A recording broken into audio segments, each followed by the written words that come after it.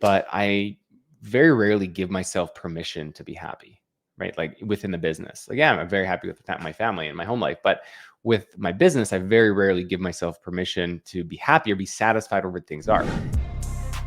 Welcome to the Painter Growth Podcast, where we help you scale your painting company in record time. Join us as we explore sales, marketing, hiring, finances, leadership, and more, everything that you need to know to scale and grow your painting business. I hope you enjoy and subscribe. What's up, everybody? Michael Hickman here, founder of paintergrowth.com, and you're listening to another episode of the Painter Growth Podcast. This is going to be another solo episode, just you and me. I do have video going. I don't know if we're going to end up doing any video, any stuff with the video, but this is going to be more of an off-the-cuff type conversation, I guess, with myself and with you and your earbuds, whether you're driving or painting or just hanging out on the couch, listening to my voice. And I just felt a little bit inspired today to talk a little bit about meaning.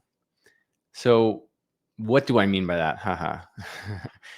Basically finding meaning in your painting business, right? So often, when we're going through the motions, we're working, we're wake up, hit the paint store, go to work, you're working all day, you're driving, you're on the phone, your phone's ringing, checking emails, your painters are calling.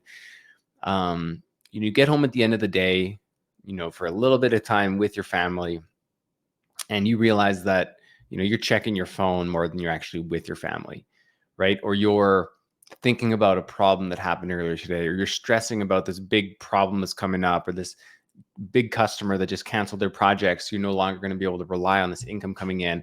And you're doing all of these things, and you're thinking about all this stuff, and you're not doing what you should be doing, which is being present with your family. And as a family person myself, I often say, and I do believe that I'm doing everything for my family. I'm building my business for my family so that, they don't need to, struggle or anything. And I can provide them a life that I want them to have. And obviously myself as well. But do the actions that I take on a daily, weekly, and monthly basis align with the story that I tell myself, right? The story that I am doing it for them. I want them to have the best business, the best life possible.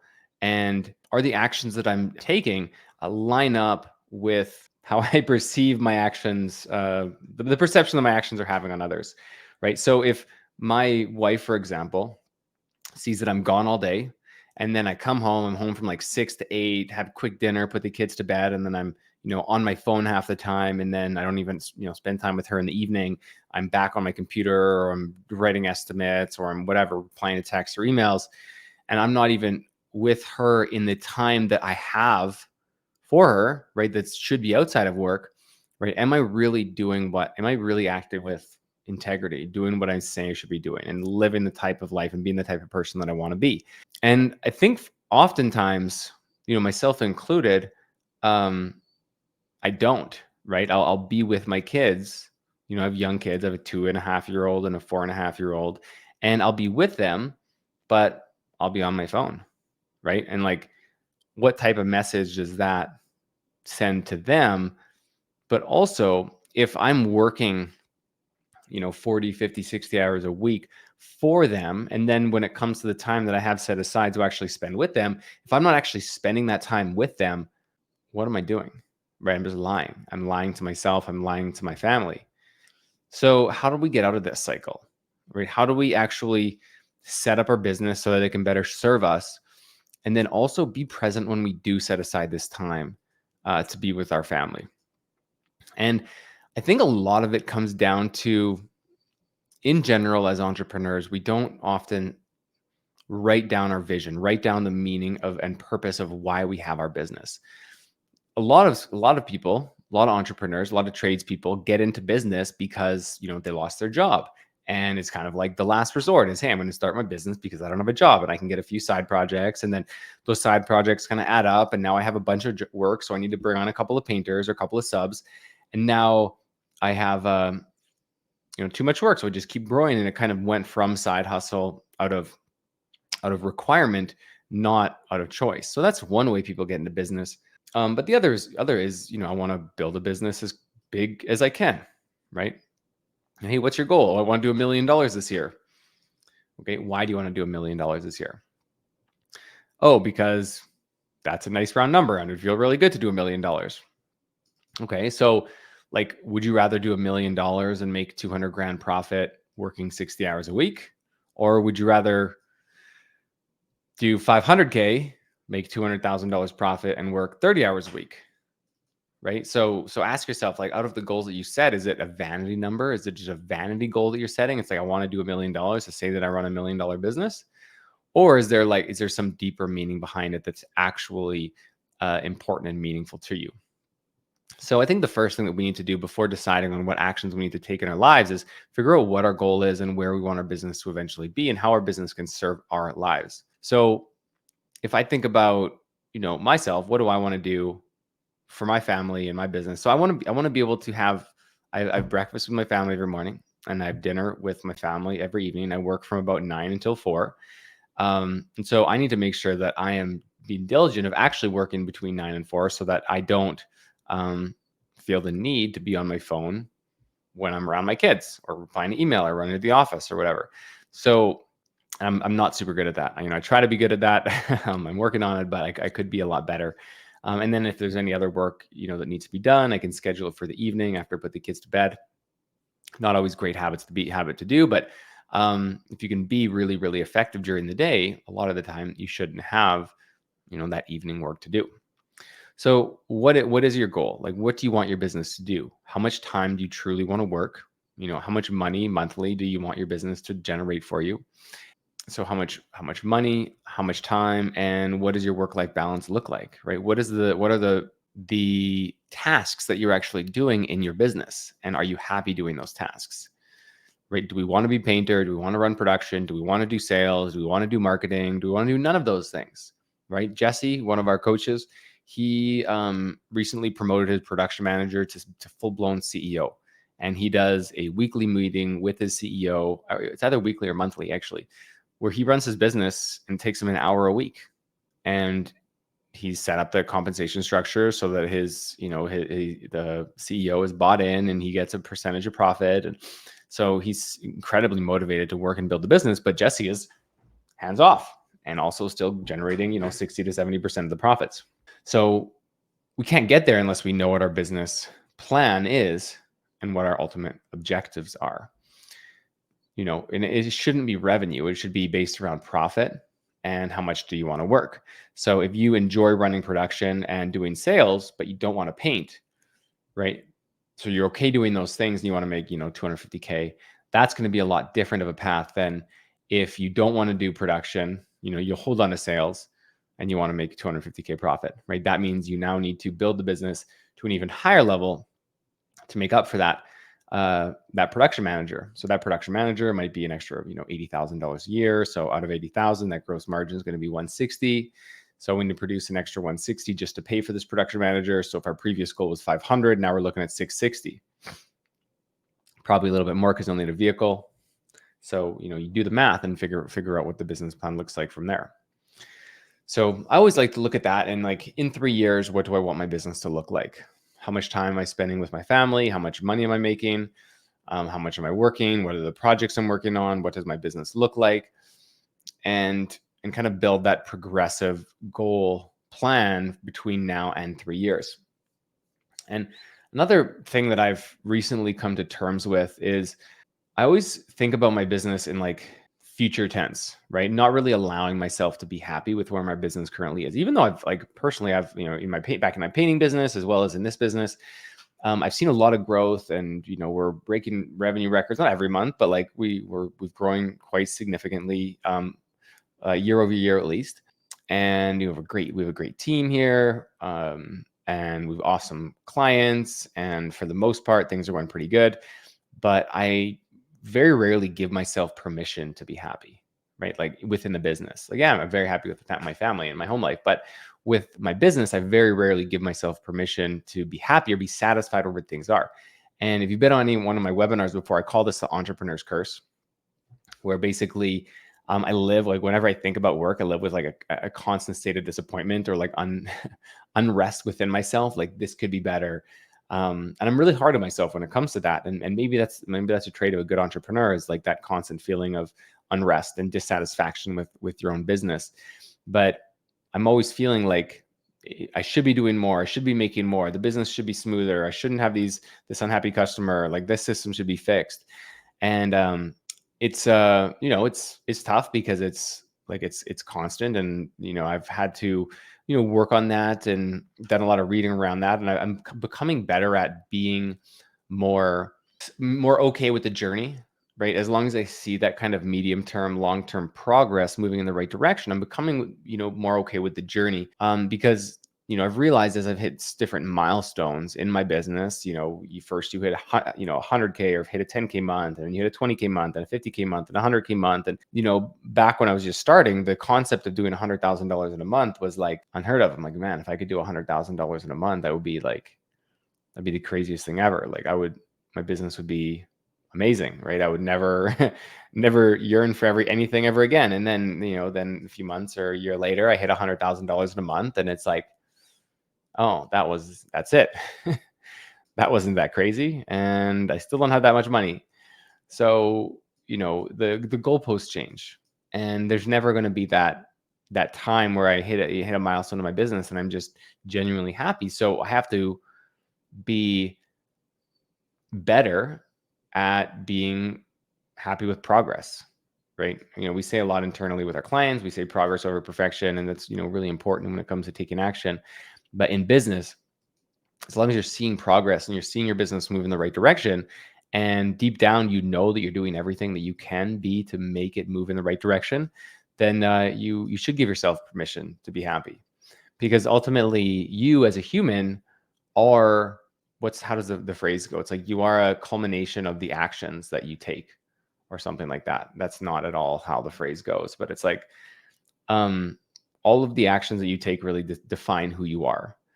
And even internally, if what you tell yourself is that you're constantly unhappy with your business because it should be bigger, well, maybe you're just constantly an unhappy person. Right? And so that's not a good story to tell yourself. So if you can be more okay with progress and knowing that your business is going in the right direction, and not have that kind of pit in your stomach, then that will probably let you be happier and live a better life. And so I've been working on that, and I don't know if I'm hitting the mark with any of you, but these are real challenges that I go through. And so hopefully this can help a little bit. But another reason for being unhappy in business is if you're stuck somewhere in your business and you just don't know what to do next, right? You don't know what the next step is. And because of that, you don't take any action at all. And then you don't see that progress, right? Maybe you see stagnation instead of progress. And stagnation is terrifying, right? Being okay, right? Making the business okay. Like, we're not growing, we're not shrinking, but we're okay.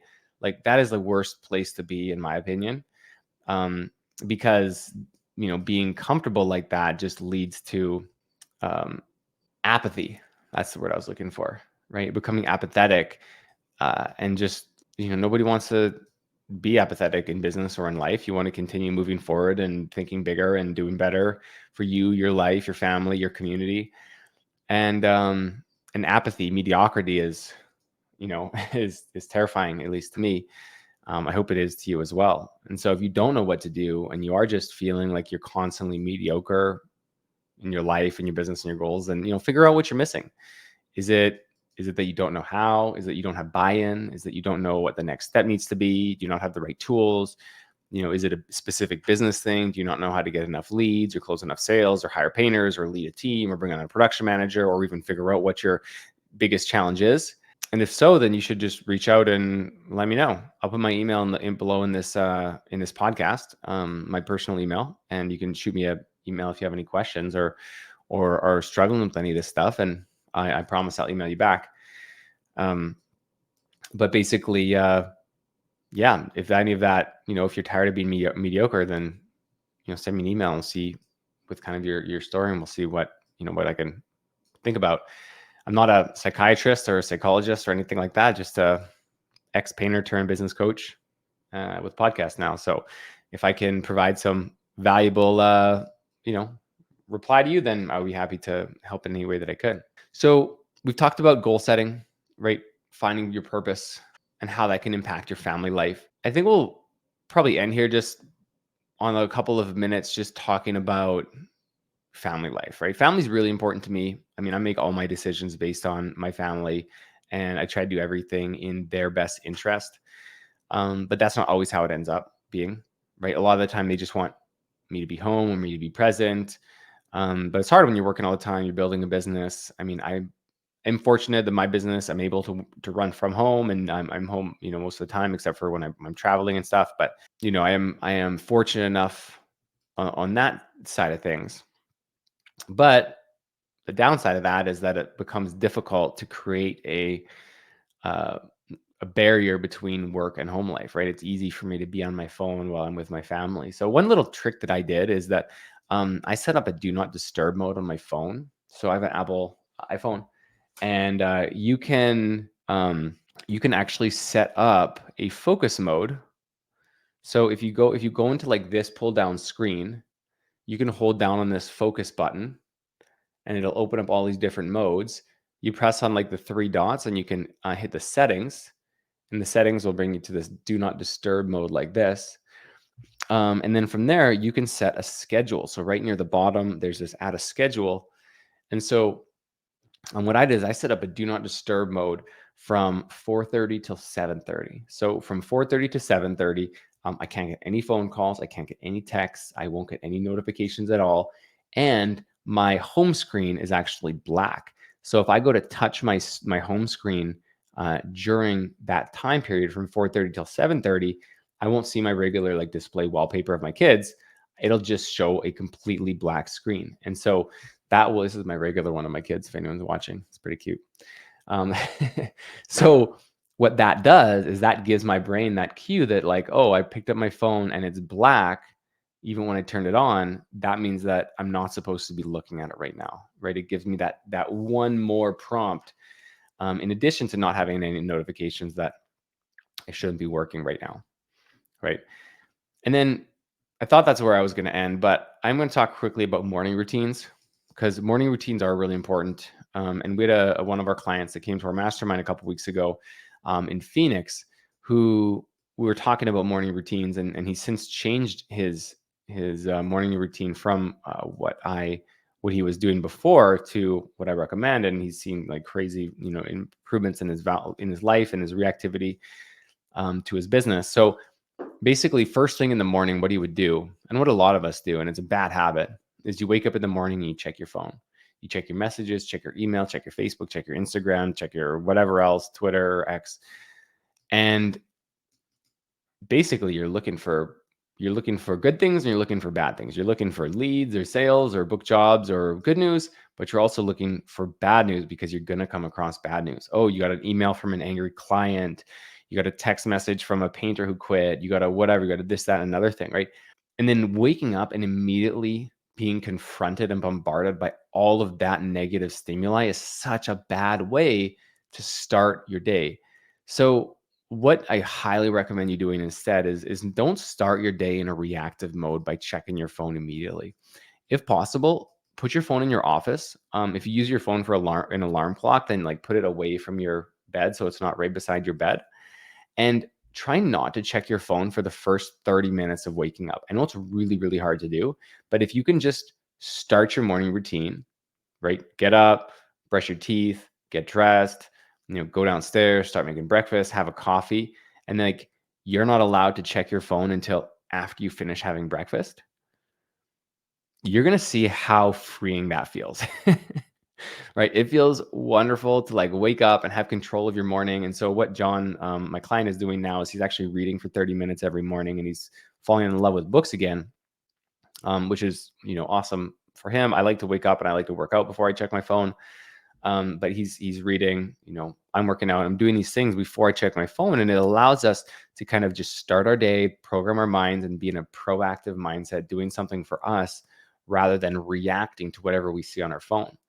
And we can really always want to check our phone because it's like, oh, I need to find out if I won this job. I need to see if I got that email from that angry client. I need to see if I whatever, blah, blah, blah.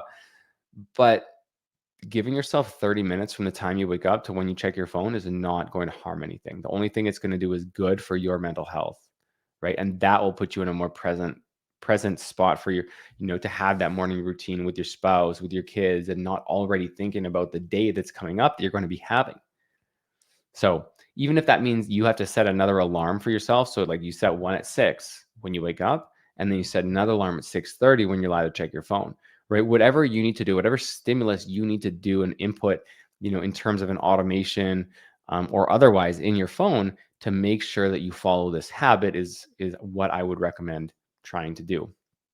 With that being said, it's a lot. Mental health is a lot. Finding meaning in your business is a lot. Getting in a good, you know, rhythm with your phone and your reactivity versus proactivity is a lot. It can be hard to balance it all, right? But I think if you really just go back to the foundations, think about why you're doing it, what you're really doing your business for, and then are the actions that you're taking aligning with that, with what you're trying to do, right? And it might change season over season, quarter over quarter. Maybe, I want to build my business so that I, can provide this type of life for my family. But this quarter, like for the next 3 months, is going to require me working 80 hours a week and I'm just not going to be home that much.